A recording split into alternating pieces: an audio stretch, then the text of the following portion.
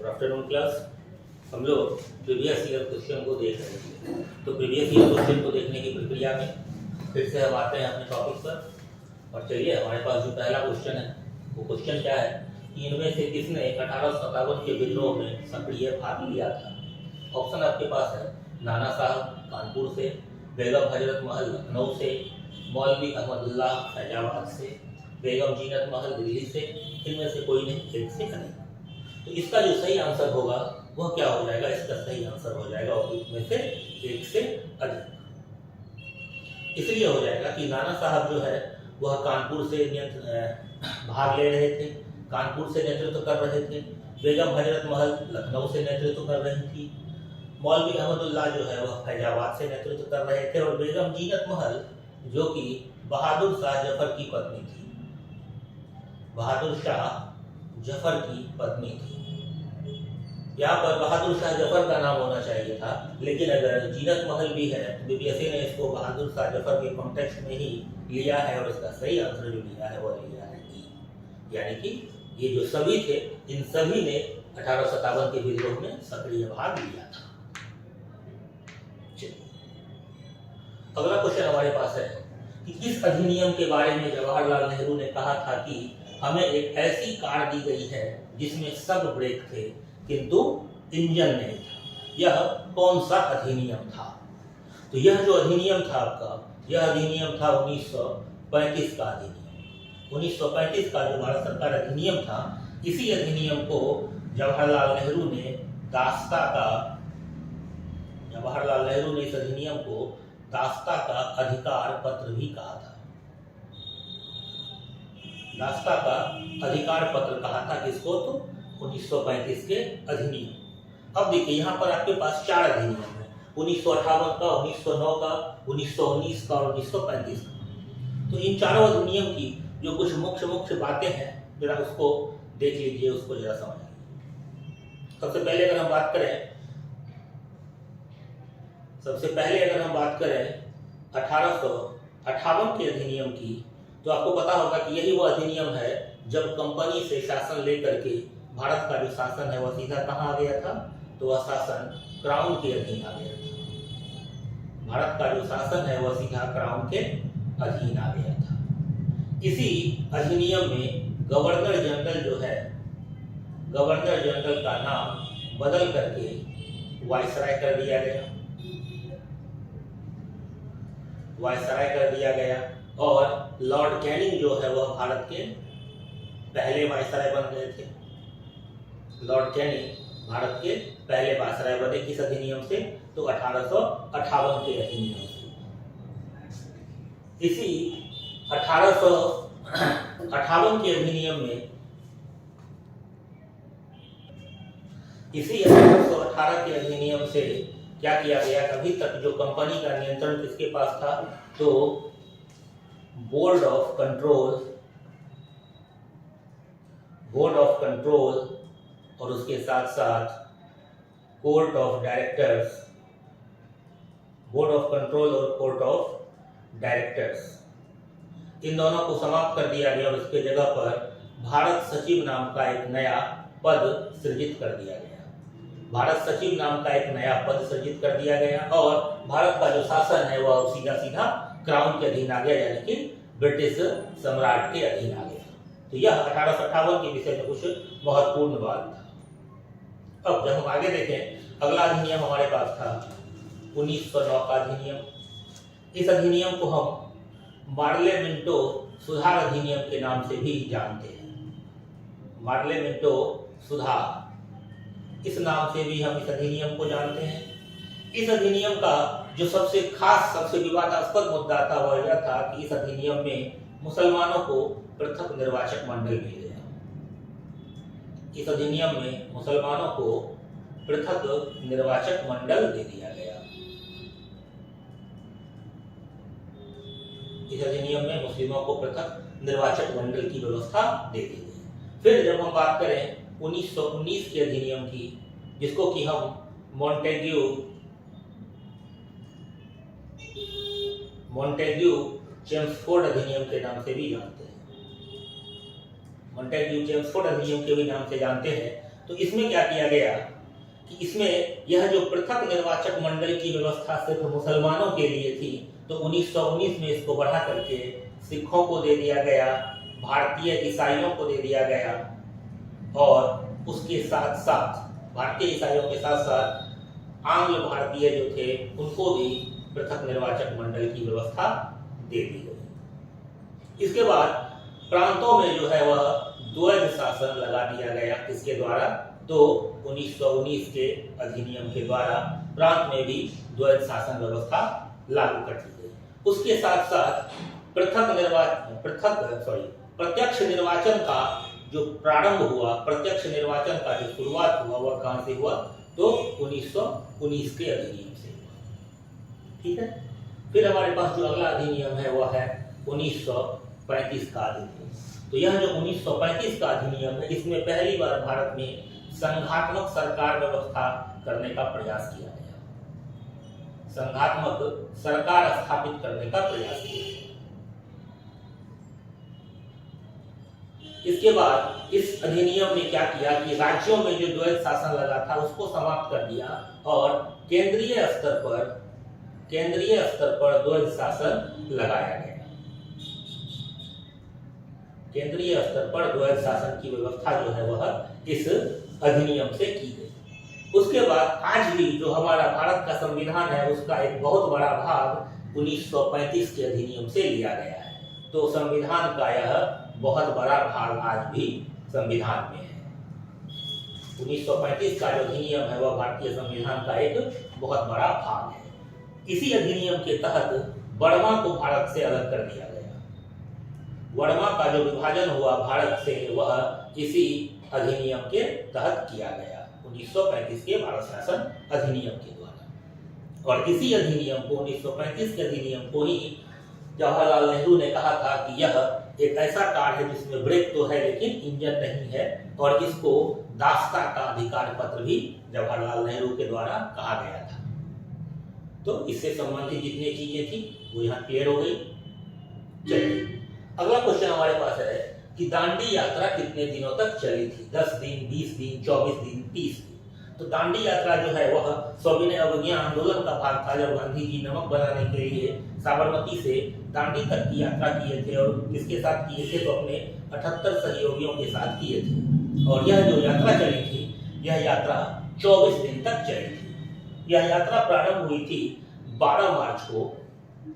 यह यात्रा प्रारंभ हुई थी 12 मार्च 1930 को और समाप्त हुई थी 6 अप्रैल 1930 को।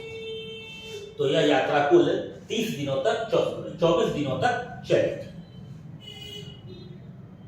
फिर अगला सवाल है कि प्रसिद्ध गीत सरफरोशी की तमन्ना अब हमारे दिल में है के रचयिता कौन है? सूर्यसेन, चंद्रशेखर आजाद, सरदार भगत सिंह या फिर रामप्रसाद बिस्मिल? तो इसका जो जवाब होगा वह हो जाएगा ई, क्योंकि सरफरोशी की तमन्ना अब हमारे दिल में है, इसके जो रचयिता है उसका नाम है बिस्मिल अजीमाबादी। बिस्मिल अजीमाबादी के द्वारा इसकी रचना की गई है। तो इसका जो आंसर हो जाएगा वह हो जाएगा इनमें से कोई नहीं, क्योंकि इसके रचयिता कौन है? तो इसके रचयिता है बिस्मिल अजीमाबादी।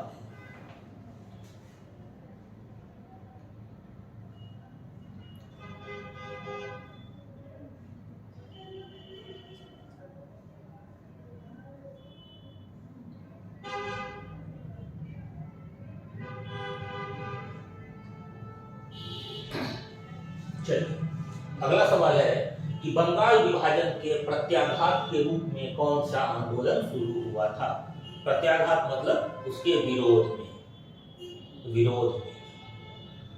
तो सवाल है कि बंगाल विभाजन के विरोध के रूप में कौन सा आंदोलन शुरू हुआ था?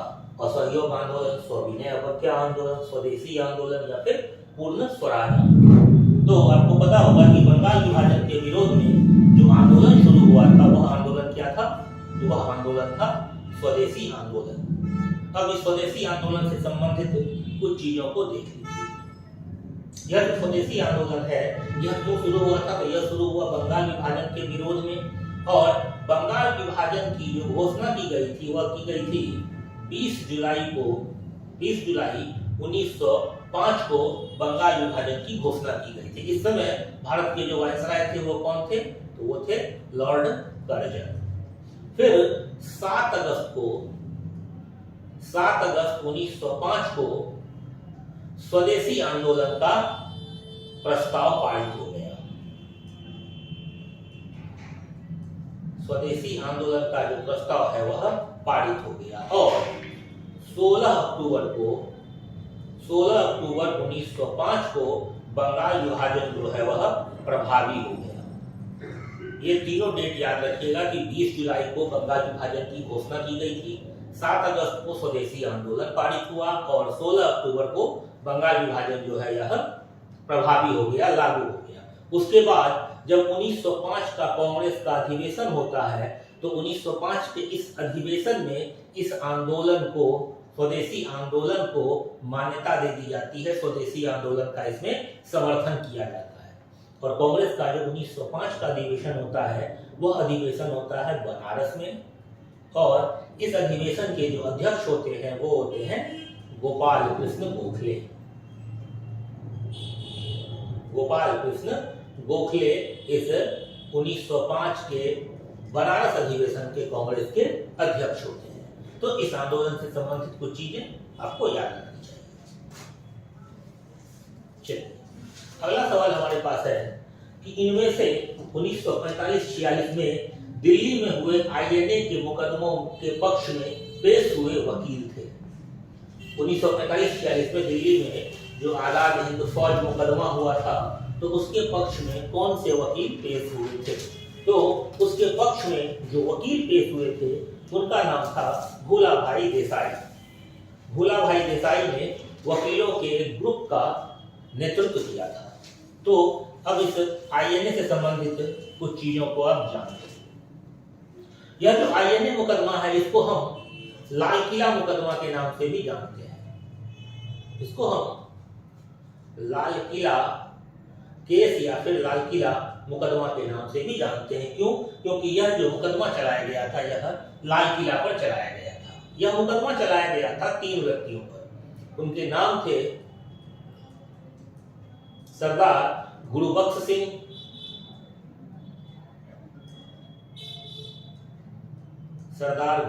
सिंह, दूसरा नाम था प्रेम सहगल और तीसरा नाम था शहनवाज। अंग्रेजों ने यह बहुत बड़ी गलती की कि भारत में सिख, हिंदू और मुस्लिम 3 बहुसंख्यक कम्युनिटी को टारगेट कर लिया। ये लोग आईएनए के सिपाही थे और इन पर खुले में लाल किला पर मुकदमा चलाया जा रहा था। तो लोगों की इससे भावनाएं जुड़ी हुई थी, सेंटिमेंट जग गया। तो इनको बचाने के लिए, इनका समर्थन करने के लिए भूलाभाई देसाई के नेतृत्व में कुछ महत्वपूर्ण वकीलों ने इनका साथ दिया और उस महत्वपूर्ण वकीलों में थे तेज बहादुर सप्रू, काटजू और जवाहरलाल नेहरू। तो ये सारे लोगों ने भी भूलाभाई देसाई के साथ इस केस में बहस किया और कांग्रेस ने इस केस के लिए एक जांच समिति बनाई थी। उसका नाम रखा गया था आजाद हिंद फौज। उसका नाम था आजाद हिंद फौज राहत तथा जांच समिति। आजाद हिंद फौज राहत तथा जांच समिति, यह समिति कांग्रेस के द्वारा बनाई गई थी और इस लाल किला केस में पैरवी करने का प्रयास किया गया। और पैरवी किसने किया था? भूलाभाई देसाई के नेतृत्व में तेज बहादुर सप्रू ने, काटजू ने और जवाहरलाल नेहरू जैसे बड़े बड़े वकीलों ने इस केस में आकर के बहस किया था। तो ये आईएनए मुकदमे से संबंधित कुछ चीजें थी जो आपको जानकारी होनी चाहिए। चलिए अगला सवाल हमारे पास है कि मैडम कामा ने भारत के त्रिरंगी स्वतंत्रता ध्वज को कहां फहराया था? तो मैडम कामा जो भारत का ध्वज फहराई थी वह फहराई थी जर्मनी के स्टुटगार्ड में। जर्मनी के स्टुटगार्ड में जो अंतर्राष्ट्रीय कांग्रेस का सम्मेलन हुआ था तो उसमें मैडम कामा ने यह झंडा फहराया था। मैडम कामा को क्रांतिकारियों की मां भी कहा जाता है।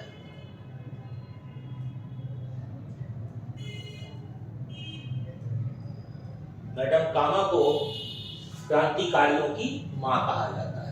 तो मैडम कामा से संबंधित ये चीजें, इसमें बहुत ज्यादा कुछ है नहीं, आप लोगों ने ये पढ़ा होगा। चलिए अगला सवाल है कि निम्न में से कौन सी जोड़ी सही है? विनोबा भावे द्वितीय सत्याग्रही, सी.आर. दास देशबंधु, विलियम बेडरबर्न 1907 के कांग्रेस सभापति, श्यामजी कृष्ण वर्मा पेरिस में इंडिया हाउस के संस्थापक। इनमें से कोई नहीं, एक से अधिक।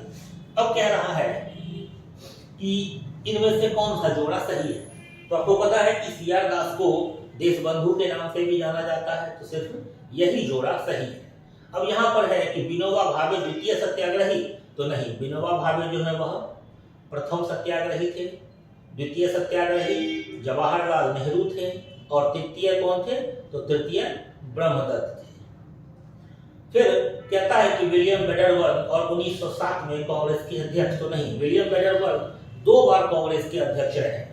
और 2 बार कब रहे हैं? तो विलियम बेडरबर्न 1 बार रहे हैं 1889 के अधिवेशन में। यह अधिवेशन कहाँ हुआ था? तो यह हुआ था बंबई में। और दूसरी बार जो ये अध्यक्ष रहे हैं, तो यह अध्यक्ष रहे हैं 1910 ईस्वी के अधिवेशन में। और यह कहाँ था? तो यह हुआ था इलाहाबाद। फिर 1907 का जो कांग्रेस का अधिवेशन है, जिसको हम लोग सूरत फूट के नाम से भी जानते हैं, क्योंकि यहाँ पर कांग्रेस जो है वह 2 भाग में विभाजित हो गया था, गर्म दल और नरम दल। तो इसके जो अध्यक्ष थे वो थे रासबिहारी घोष। रासबिहारी घोष, ये ध्यान दीजिएगा कि रासबिहारी घोष जो है वह नरम दल के सदस्य थे, जबकि रासबिहारी बोस गरम दल के थे। तो घोष और बोस में कंफ्यूज नहीं होना है। तो यहाँ जो 1907 में कांग्रेस के अध्यक्ष थे वो कौन थे? तो वो थे रासबिहारी घोष। और फिर कह रहा है कि श्यामजी कृष्ण वर्मा पेरिस में इंडिया हाउस के संस्थापक, तो नहीं, श्यामजी कृष्ण वर्मा ने इंडिया हाउस की तो स्थापना की थी, लेकिन इंडिया हाउस की स्थापना जो है वह हुई थी लंदन में। और यह कब हुआ था? तो यह हुआ था 1905 ईस्वी में। तो श्यामजी कृष्ण वर्मा ने लंदन में 1905 ईस्वी में इंडिया हाउस की स्थापना की थी, पेरिस में नहीं। तो इससे संबंधित सारी चीजें आप लोग समझ गए। चलिए आगे देखते हैं। अब कह रहा है कि भारतीय राष्ट्रीय कांग्रेस द्वारा किस दिन को पूर्ण स्वराज दिवस घोषित किया गया था? किस दिन को पूर्ण स्वराज दिवस घोषित किया गया था? तो देखिए, पूर्ण स्वराज दिवस जो कांग्रेस के द्वारा घोषित किया गया वह तिथि तो आपको पता होगी कि 26 जनवरी 1930 को इसने पूर्ण स्वराज दिवस घोषित किया था। अब जरा इसके पीछे का थोड़ा सा हिस्ट्री जान लीजिए, थोड़ी सी कहानी देख लीजिए। कहानी यह है कि जब मोतीलाल नेहरू का जो नेहरू रिपोर्ट है वह अगस्त 1928 में आया। अगस्त 1928 में मोतीलाल नेहरू ने नेहरू रिपोर्ट पेश किया। इसमें क्या सब चर्चा था? तो इसमें चर्चा था कि भारत को डोमिनियन का दर्जा दे दिया जाए, उसके साथ साथ वयस्क मताधिकार दिया जाए, वयस्क मताधिकार दिया जाए, साथ साथ महिलाओं को भी समान अधिकार मिले, महिलाओं को समान अधिकार मिले। फिर इसमें कहा गया कि धर्म को राज्य से पृथक कर दिया जाए, धर्म को राज्य से पृथक कर दिया जाए। ये सारी कुछ मुख्य बातें थी जो कि नेहरू रिपोर्ट में थी, जो कब आया? तो 1928 में। नेहरू रिपोर्ट मतलब मोतीलाल नेहरू के द्वारा तैयार किया गया भारत का संविधान। लेकिन यहाँ पर क्या होता है कि अंग्रेजों ने इसको नहीं माना, और यहाँ पर जो कुछ युवा नेता थे जैसे कि जवाहरलाल नेहरू, सुभाष चंद्र बोस और फिर सत्यमूर्ति जैसे जो युवा नेता थे, उन्होंने इसका विरोध किया। जब विरोध किया तो गांधी जी के बीच बचाव के बाद यह विरोध कुछ दिनों के लिए तो ठंडा हुआ, लेकिन जब अंग्रेजों ने इस पे कोई एक्शन नहीं लिया और जब 1929 का लाहौर अधिवेशन होता है कांग्रेस का, जिसके की अध्यक्ष बन जाते हैं जवाहरलाल नेहरू, तो उसके बाद उन्होंने रावी नदी के तट पर स्वतंत्रता झंडा फहराया और फिर 26 जनवरी 1930 को स्वतंत्रता दिवस घोषित किया। इस दिन पूरे भारत में, पूरे देश में झंडा फहराया गया और इसीलिए चूंकि यह 26 जनवरी को हमने अपना स्वतंत्रता दिवस मनाया था और हमको आज़ादी मिल गई 15 अगस्त को ही, तो इसीलिए इस 26 जनवरी को यादगार बनाने के लिए हमने अपने संविधान को पूर्ण रूप से कब लागू किया, तो अपने संविधान को हमने पूर्ण रूप से 26 जनवरी 1950 को लागू किया, ताकि यह ऐतिहासिक दिन जो है वह हमेशा हमारे यादों में रहे, यह ऐतिहासिक दिन हमेशा हमारे साथ रहे। ये चीजें क्लियर हो गई। तो इससे संबंधित ये कुछ बातें थी। चलिए अगला सवाल है कि बंगाल में द्वैध शासन प्रणाली किसके द्वारा लागू की गई? Warren Hastings, William Bentinck, Robert Clive या फिर लॉर्ड कर्जन? तो आपको पता होगा कि बंगाल में जो द्वैध शासन व्यवस्था लागू की गई थी वह किसके द्वारा लागू की गई थी? तो रॉबर्ट क्लाइव के द्वारा। जब 12 अगस्त 1765 को इलाहाबाद की पहली संधि होती है और उसके बाद जब बंगाल, बिहार और उड़ीसा की दीवानी कंपनी को प्राप्त हो जाती है, तो फिर रॉबर्ट क्लाइव ने क्या किया, वहां पर द्वैध शासन प्रणाली लागू कर दी। और इस द्वैध शासन प्रणाली को जो समाप्त किया वह किसने किया? तो वह किया वारेन हेस्टिंग ने। वारेन हेस्टिंग ने 1772 ईस्वी में इस प्रणाली को समाप्त कर दिया।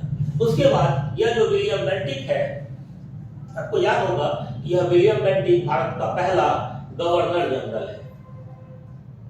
भारत का पहला गवर्नर जनरल कौन है? तो वह विलियम बेंटिक है। इसी विलियम बेंटिक के समय पर विधि आयोग का गठन किया गया था। विधि आयोग का गठन विलियम बेंटिक के समय ही किया गया था। उसके बाद अंग्रेजी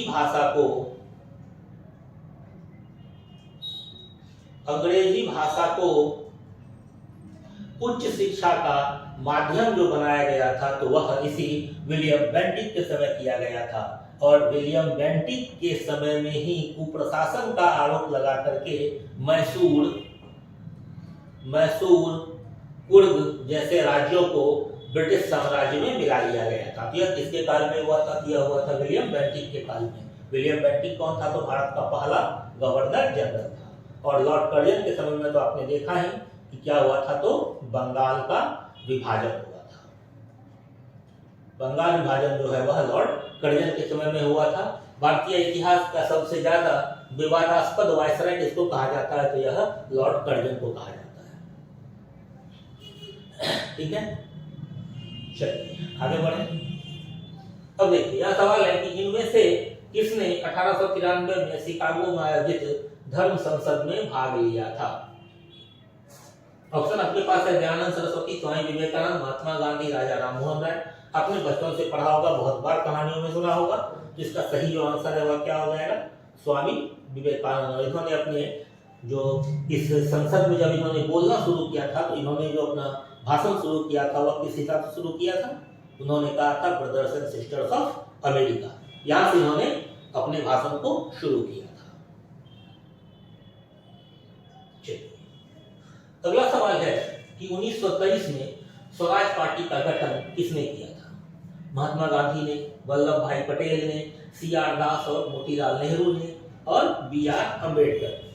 तो आपको पता होगा कि 1923 में जो स्वराज पार्टी का गठन किया गया था, यह गठन किया गया था CR दास और मोतीलाल नेहरू के द्वारा। और यह क्यों किया गया था? तो यह इसलिए किया गया था कि चूंकि जब चौरी चौरा की घटना हो जाती है तो गांधी जी असहयोग आंदोलन को वापस ले लेते हैं।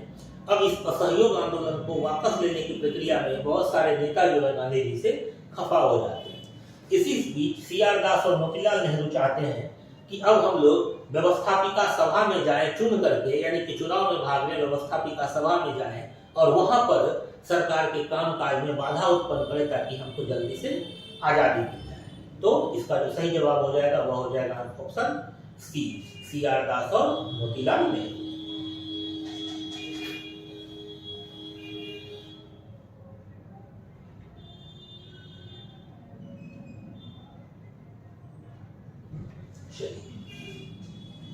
अगला सवाल कि प्रसिद्ध नाटक नील दर्पण, कौन सा नाटक? तो नील दर्पण। यह नील दर्पण जिसमें इंडिगो की खेती करने वाले किसानों के दमन का चित्रण किया गया है, किसकी रचना थी? इंडिगो की खेती मतलब नील की खेती करने वाले किसान, नील की खेती करने वाले किसान। तो पूछ रहा है कि प्रसिद्ध नाटक नील दर्पण जिसमें इंडिगो यानी कि नील की खेती करने वाले किसानों के दमन का चित्रण किया गया है, किसकी रचना थी? तो यह जो रचना थी, यह रचना थी दीनबंधु मित्र की। और दीनबंधु मित्र ने यह जो अपना नाटक लिखा था नील दर्पण, तो यह किस पर लिखा था? तो यह नील दर्पण जो है यह नील विद्रोह पर लिखा था। नील विद्रोह बंगाल में हुआ था और यह कब हुआ था? तो यह हुआ था 1859 ईस्वी में। यह वहां के नील के किसानों पर लिखी गई नाटक थी, लिखी गई रचना थी। और इस नील विद्रोह जो हुआ, उस नील विद्रोह का जो प्रमुख नेता था वह कौन था? तो वह था दिगंबर विश्वास, दिगंबर विश्वास और विष्णु विश्वास। यह जो नील विद्रोह हुआ था 1859 ईस्वी में, उसी पर आधारित यह रचना है नील दर्पण। और इस नील विद्रोह के जो अगुआ थे, जो नेता थे, वह कौन थे? तो दिगंबर विश्वास और विष्णु विश्वास। चलिए अगला क्वेश्चन हमारे पास है कि 1760 का प्रसिद्ध वंडीवास का युद्ध अंग्रेजों के द्वारा किसके खिलाफ लड़ा गया था? फ्रांसीसी, स्पेन, मैसूर या फिर कर्नाटक? तो आपको पता होगा कि बंडीवास का जो युद्ध है, इस युद्ध के बाद फ्रांसीसी सत्ता भारत से समाप्त हो गई। तो अंग्रेजों ने जो यह युद्ध लड़ा था, यह फ्रांस के खिलाफ लड़ा था, क्योंकि इसी युद्ध के बाद फ्रांसीसियों से उनका जो क्षेत्र था, पौंडीचेरी, यमन, जिंजी, माहे, ये सारे क्षेत्र उनसे छीन लिए गए थे। और बाद में फिर जब यह युद्ध खत्म हुआ तो फिर फ्रांसीसियों को जिंजी, माहे, पौंडीचेरी, ये सारे क्षेत्र उनको वापस कर दिए गए। लेकिन एक शर्त लगा दी गई कि अब आप अपने क्षेत्रों की किलेबंदी नहीं कर सकते, फोर्टिफिकेशन नहीं कर सकते हैं। अब उनका राजनीतिक प्रसार जो था वह बंद हो गया। अब फ्रांसीसी सिर्फ व्यापार करेंगे। तो वंडीवास का युद्ध यह किसके खिलाफ है? तो यह खिलाफ है फ्रांसीसी। इसी के साथ फ्रांसीसी शक्ति भारत में समाप्त हो गई। चलिए अगला क्वेश्चन है कि निम्न में से किस अधिनियम ने भारत में पृथक निर्वाचक मंडल का आरंभ किया? तो अभी आपने देखा कि किस अधिनियम ने भारत में पृथक निर्वाचक मंडल का आरंभ किया। तो हमने देखा कि अधिनियम कौन सा था? तो भारत परिषद अधिनियम 1909 का, क्योंकि इसमें सबसे पहले मुस्लिमों के लिए पृथक निर्वाचक मंडल की व्यवस्था की गई थी। हमने इसको डिटेल में देख लिया है। तो इसका जो सही जवाब होगा वह क्या होगा? तो 1909 का अधिनियम, जिसको कि हम पार्लियामेंटो सुधार अधिनियम भी कहते हैं। अगला जो हमारे पास सवाल है वह सवाल है कि 1831 में बुद्धो भगत के नेतृत्व में कोल विद्रोह किस क्षेत्र में हुआ? कच्छ, सिंहभूम, पश्चिमी घाट, सतारा, इनमें से कोई?